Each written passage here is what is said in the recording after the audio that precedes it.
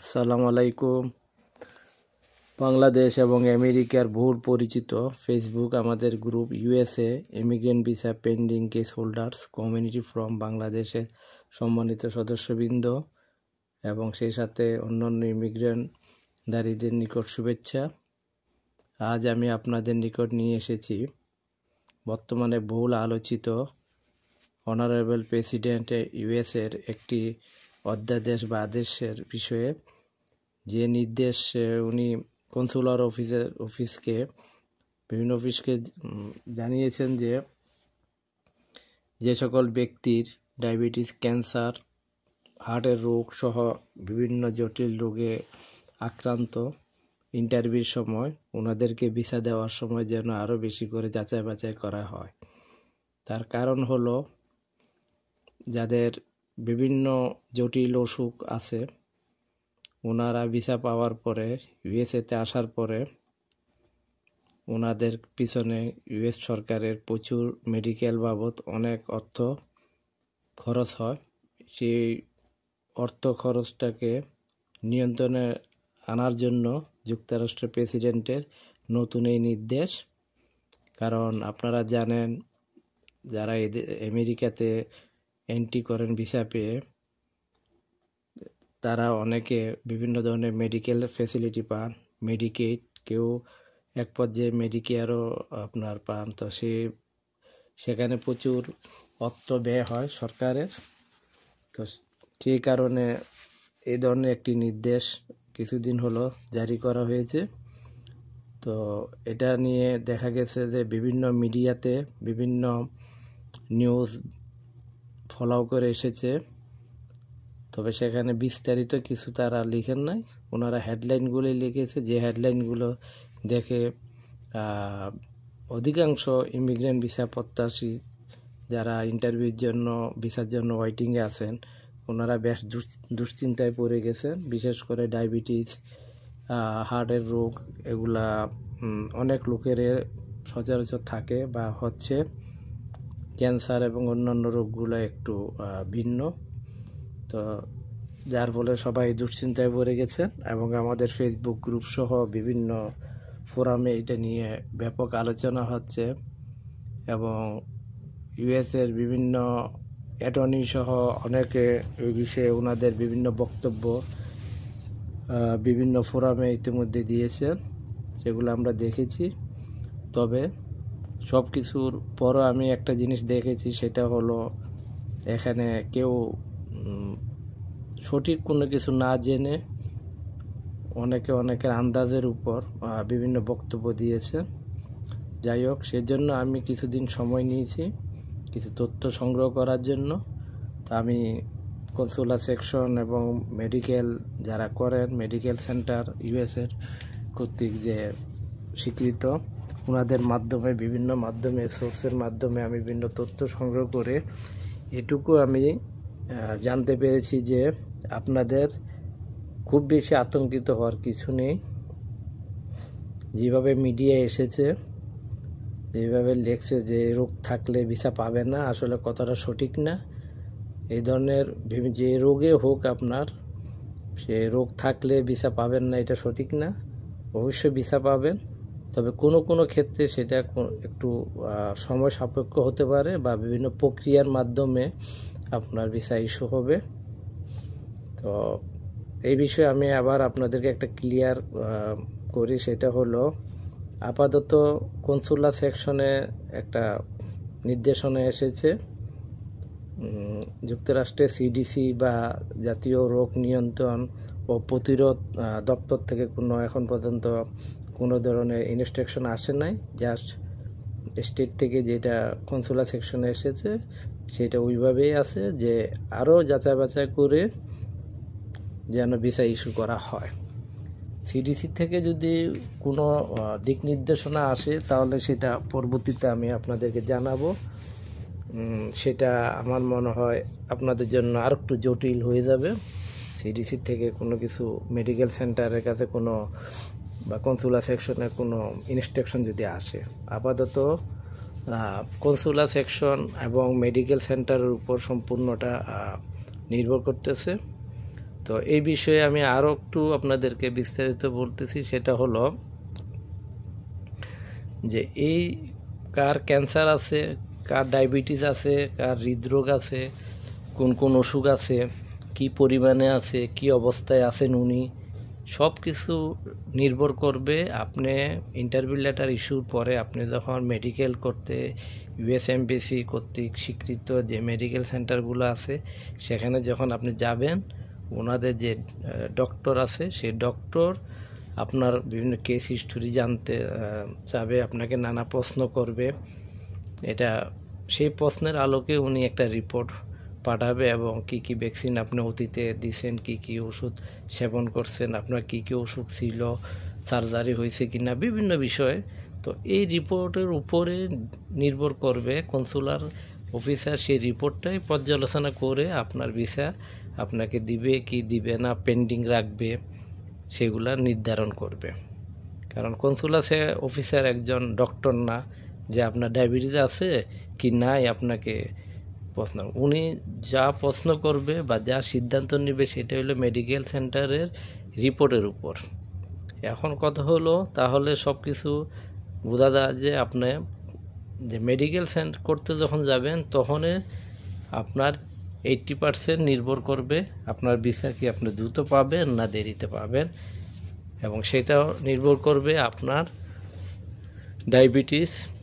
ধরে নেন ডায়াবেটিস আপনার আছে, সেই ডায়াবেটিসটার কি লেভেলে আছে, কি পরিমাণে আছে, কি ধরন, তার উপর নির্ভর করবে। তারপরে যাদের হার্টের রোগ আছে সে রোগটা কি অবস্থায় আছে, উনি কি ব্লক ছিল কিনা, রিং পরাইছে কিনা, ওপেন হার্ট সার্জারি করছে কিনা, এখন সুস্থ আছেন কিনা। তো এই সকল সব কিছু আসলে অনেক, আবার এইটাও অনেকটা নির্ভর করবে আপনার উপর। আপনার যদি কোনো অসুখ থাকে তাহলে অবশ্যই আপনি সেটা ট্রিটমেন্ট করবেন, আমি এটা আপনাদেরকে পরামর্শ দিচ্ছি। ট্রিটমেন্ট করবেন একজন বিশেষজ্ঞ ডক্টর দিয়ে, এবং মেডিকেল করার আগে সে বিশেষজ্ঞ ডক্টর থেকে আপনি একটা নোট আকারে নিয়ে আসবেন আপনার বর্তমান শারীরিক অবস্থা কেমন আছে। কারণ মেডিকেল সেন্টারে যে ডক্টর থাকেন উনি জেনারেল ফিজিশিয়ান থাকেন, উনি এমন না যে উনি হৃদরোগ বিশেষজ্ঞ বা অন্যান্য রোগের বিশেষজ্ঞ। তাই আপনি যখন মেডিকেল করবেন সেখানে আপনার ডায়াবেটিস এর কথা দেখা যাবে বা পরিমাণ, তখন আপনি ডায়াবেটিসের আগে যদি ট্রিটমেন্ট করে থাকেন, ওষুধ খেয়ে থাকেন, কি ওষুধ খাচ্ছেন, এগুলো ডকুমেন্টগুলো আপনি নিয়ে যাবেন এবং চেষ্টা করবেন সব কিছু আগে কন্ট্রোল করে ইন্টারভিউর আগে আপনি যাওয়ার জন্য। সেম আপনার যাদের হার্টের সমস্যা আছে আপনারা আপনাদের ডক্টর থেকে 3 বছর আগে আপনি ট্রিটমেন্ট করেছেন হার্টের, এখন আপনি ভালো আছেন, তারপরও ইন্টারভিউতে যাওয়ার আগে আপনি আপনার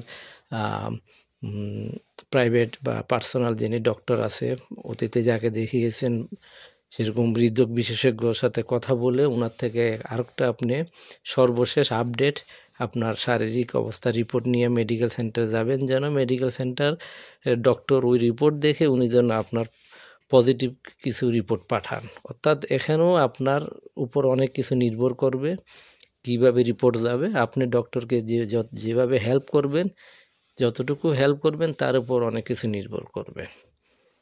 তো আমি যেটা বলছি যে এখন আসেন যে ভিসা অফিসার কাদের ভিসা হোল্ড করবে বা কেন করতে পারে, সেটা হইলো সেই রিপোর্টের উপর ওনারা যেভাবে লিখবে তার উপর ভিসা অফিসার সিদ্ধান্ত নেবে যে আপনি ফ্লাই করতে পারবেন কি না, ইউএসএতে গিয়ে আপনি কি গভর্নমেন্টের উপর নির্ভরশীল হয়ে পড়বেন কি না, সে বিষয়গুলো তখন ওনারা দেখবেন। আর মেডিকেল সেন্টারের ডক্টর অনেক সময় অনেককে বিভিন্ন সাজেশন দিতে পারে আপনার অসুখের উপর, যে অথবা হোল্ড করতে পারে বর্তমান পরিস্থিতিতে যে আপনি আপনার ডক্টরকে দিয়ে এটা আরও কিছু ট্রিটমেন্ট করে তারপরে আবার পরে আপনি ইন্টারভিউ দিয়ে আপনি আমেরিকাতে এন্ট্রি করেন। এই ধরনের ঘটনা ঘটতে পারে। তো সবচেয়ে বড় কথা এগুলোতে আপসেট হওয়ার কিছু নাই। কোনো রোগের ক্ষেত্রে যেমন আপনার টিবি রোগ, যক্ষা রোগ যদি কারো পজিটিভ হয় সেও যেতে পারবে, তবে তাকে ওনাকে একটা প্রসেসিংয়ের মাধ্যমে যেতে হবে। যেমন ওনাকে বিভিন্ন কোর্স, ওষুধের কোর্সগুলা শেষ করে আবার পরীক্ষা দিয়ে আবার টিবি রোগে ওনার চেস্টটা আছে কি না, চেস্ট পরীক্ষা দেখবে শরীরে আছে কি না, দেখার পরে তারপরে ওনাকে ক্লিয়ারেন্স দিলে উনি যাবে এইভাবে। অর্থাৎ একটু দেরি হতে পারে, সেটা যে কোনো রোগের ক্ষেত্রে, এতে আতঙ্কিত হওয়ার কিছু নাই। যারা খুব সিরিয়াস অবস্থায় আছেন বা মারাত্মক অবস্থায়, যে মেডিকেল সেন্টার ডক্টর আপনাকে ফিজিক্যালি দেখেই বুঝতেছে যে আপনার শারীরিক অবস্থা খুব খারাপ, সেক্ষেত্রে উনি আপনাকে হোল্ড করতে পারে বা অন্য সাজেশন দিতে পারে বিশেষজ্ঞ ডক্টরের শরণাপন্ন হওয়ার জন্য। এবং আপনার ইন্টারভিউ কোনো পর্যায়ে স্থগিত হতে পারে পরবর্তীতে ইন্টারভিউ দেওয়ার জন্য ট্রিটমেন্ট নেওয়ার পরে। আদারওয়াইজ সচরাচর যাদের নর্মাল বিভিন্ন রোগ আছে বা অসুখ আছে আপনার বিভিন্ন, বাট আপনি সম্পূর্ণ সুস্থ আছেন অথবা আপনি স্টেবল আছেন, নর্মাল আছেন যেটা আমরা মনে করি, সেক্ষেত্রে আপনাদের ভিসা ইস্যু নিয়ে কোনো টেনশনের কিছু নাই। অন্ততপক্ষে আমি এতটুকু বলতে পারি, আমি যতটুকু খবর নিয়েছি, জানতে পেরেছি, সেখান থেকে আমি এটাই বুঝতে পেরেছি যে যারা সিরিয়াস তাদের ক্ষেত্রে কিছুটা লেন্থলি হবে, আদারওয়াইজ বাকি যারা আছে আপনাদের কোনো তেমন সমস্যা হবে না। আমি আবার বলছিলাম প্রথমে যে সিডিসির থেকে যদি অন্য কোনো বিষয়ে আসে তাহলে সেক্ষেত্রে সেটা ভিন্ন, তখন বিভিন্ন টেস্ট, বিভিন্ন ভ্যাকসিন অথবা বিভিন্ন কিছু অ্যাড হতে পারে, সেটা এখনও আসে নাই বর্তমান যে অবস্থা। তারপরও আমরা মনে করি নেক্সট 2026 জানুয়ারি ফেব্রুয়ারি মাসে যারা ইন্টারভিউতে যাবেন তখন আরও একটু এটার আমরা প্রতিফলন দেখতে পারবো কিভাবে হচ্ছে। তবে আমি যতটুকু বুঝতে পারছি যে খুব বেশি আতঙ্কিত হওয়ার কিছু নেই। আপনারা আপনাদের যে অসুখ আছে আপনার ট্রিটমেন্ট করেন। আর আরেকটা জিনিস আপনারা জানেন যে যদি কনসুলার অফিসার আপনার মেডিকেল রিপোর্ট দেখে অনেক সময় আপনাদেরকে প্রশ্ন করতে পারে, যাদের অসুখ আছে কিন্তু সুস্থ আছে তারপরেও ওনারা প্রশ্ন করতে পারে যে আপনারা আমেরিকায় গিয়ে আপনার তো এই অসুখ আছে, আপনার রিপোর্টে দেখা যাচ্ছে, আপনি সেখানে গিয়ে এটা ট্রিটমেন্ট কীভাবে করবেন আমরা যদি আপনাকে ভিসা ইস্যু করি। সেক্ষেত্রে আপনাকে বলতে হবে যে আমি আমেরিকায় গিয়ে আমি জব করলে আমি মার্কেট প্লেস থেকে আমি ইন্স্যুরেন্স নিয়ে নিব, মেডিকেল ইন্স্যুরেন্স, সেটা বলবেন। কারণ এটা আমেরিকা একটা প্রচলিত নিয়ম, যারা স্টেটের থেকে মেডিকেল ফ্যাসিলিটি এলিজিবল হন না, ওনারা মার্কেট প্লেস থেকে মেডিকেল ইন্স্যুরেন্সটা ওনারা নিজেরা কিনে নেন। উনি সেখান থেকে ওনার কি বলে ব্যয়ভার বহন হয় মেডিকেলের, সেটা একটা বিষয় আছে। এবং অনেক ভালো ভালো কোম্পানি আছে যেখানে আপনি জব করলে কোম্পানি থেকেও আপনাকে মেডিকেল ফ্যাসিলিটি দেয়। তো আপনি ইন্টারভিউতে সেটা বলবেন। সে ছাড়া যদি আপনার বাংলাদেশে ফাইন্যান্সিয়াল অবস্থা ভালো থাকে, ব্যাংক ব্যালেন্স বা আপনার অ্যাসেট থাকে, আপনি সেটাও সেখানে উল্লেখ করতে পারেন, সেটা আপনাকে সাপোর্ট দিবে। কারণ আমরা জানি বিশেষ করে যারা EB3 আনস্কিল এমপ্লয়মেন্ট ভিসাতে আছেন ওনাদের জন্য এক্ষেত্রে একটা প্লাস পয়েন্ট থাকে, কারণ ওনারা একটা কোম্পানির জব নিয়ে যান, তো ওনাদের মেডিকেল ফ্যাসিলিটি সব কিছু নিয়ম অনুযায়ী ওনারা এমপ্লয়ার দিবে। সেক্ষেত্রে ওনাদের জন্য এই ক্ষেত্রে একটু প্লাস পয়েন্ট আছে, অসুখ থাকার পরও ওনারা সেইটা কাজে লাগাইতে পারবে যে ওনার দিবে, ওনার এমপ্লয়ার ওনার মেডিকেলের ব্যবস্থা করবে। তাছাড়া ওনারাও বলতে পারে ওনাদের যাদের অ্যাসেট আছে সেটা হবে, অথবা মার্কেট প্লেস থেকে ওনারা নিতে পারে। তো সেই জন্য আপনারা সেভাবে কনসুলার অফিসের প্রশ্ন যদি করে আপনারা সেভাবে আনসার দিবেন যে আমরা মার্কেট প্লেস থেকে ইন্স্যুরেন্স নিব মেডিকেল, অর্থাৎ সরকারের উপর আমরা নির্ভরশীল হব না।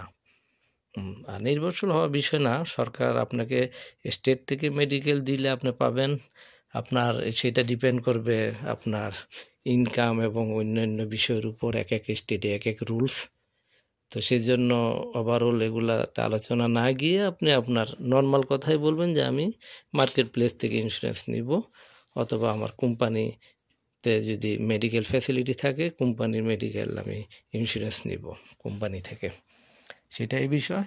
তো আমি পরবর্তীতে যদি কোনো আপডেট আসে বা থাকে আমি অবশ্যই আপনাদেরকে অবহিত করব। শুধু আপাতত আমি আপনাদেরকে আবারও বলতেছি যে ডায়াবেটিস নিয়ে, ক্যান্সার নিয়ে, হার্টের রোগ, এই সকল রোগ নিয়ে আপনারা অযথা টেনশন করবেন না। যদি আপনার এগুলো নিয়ন্ত্রণে থাকে, আপনার শরীর স্বাস্থ্য ভালো থাকে, আপনার যদি ভালো থাকেন, সুস্থ থাকেন, স্বাভাবিক থাকেন, এই অসুখ থাকার পরও ও আপনাকে ভিসা ইস্যু করবে। এটা নিয়ে টেনশনের কিছু নাই। এই বিষয়টা আমি আপনাদেরকে অন্ততপক্ষে আশ্বস্ত করতে পারি, কারণ আমি যে সোর্স থেকে, যে মাধ্যম থেকে তথ্য পেয়েছি, সেখানে থেকে আমাকে এইভাবে বলা হয়েছে যে নির্দেশনা আসছে ঠিক আগের থেকে একটু ভালো করে। এখন থেকে ওনারা মেডিকেল সেন্টারগুলো সহ সবাই আর একটু ভালো করে প্রতিটা কেসের রিপোর্টগুলো দেখবে। বিষয়টা হলো এরকমই, দেখবে যারা সিরিয়াস তাদের ক্ষেত্রে একটু আলাদা করে দেখা, আর আদারওয়াইজ তেমন তেমন কিছু হওয়ার কথা না। এবং সেটা প্রতিফলন আপনারা অবশ্যই এই মাসে যারা ইন্টারভিউ দিচ্ছে তাদের থেকে আপনারা পাবেন।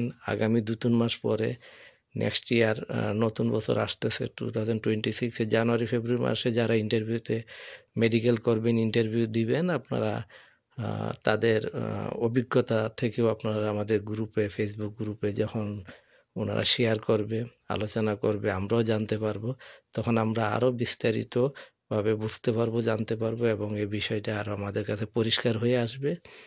তো আজকে আপনাদেরকে এই পর্যন্তই আলোচনা। যদি কোনো প্রশ্ন থাকে, কোনো কিছু জানার থাকে, অবশ্যই আমাদের ফেসবুক গ্রুপে অথবা আমাদের এই ইউটিউব চ্যানেলে আপনারা প্রশ্ন করবেন। আমরা যথাযথ সম্ভব চেষ্টা করব আপনাদের প্রশ্নের উত্তর দেওয়ার। ধন্যবাদ। আল্লাহ হাফেজ।